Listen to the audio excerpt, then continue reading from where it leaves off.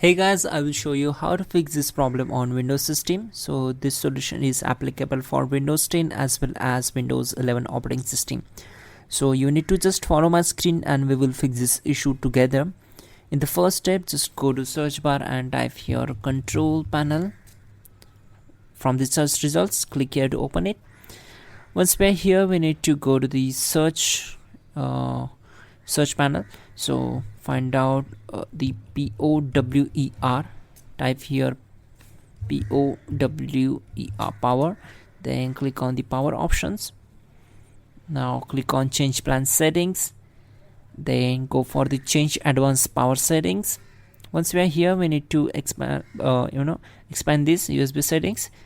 Just click on the plus icon, again click on plus icon and make sure we have to disable this one. Click on apply and then OK. Now close this window.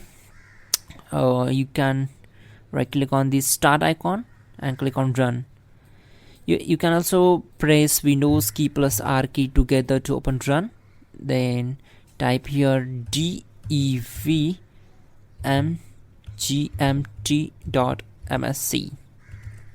and hit enter.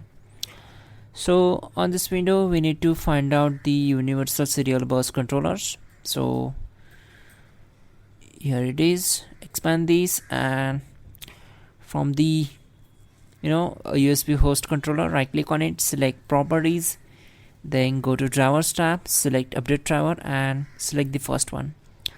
If this not work, go back and select the second option and click here, check this, select next, and there we go.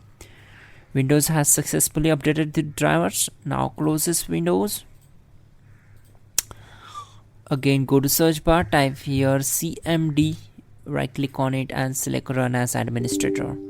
Select S, and on this window we need to execute the command gp update and hit enter.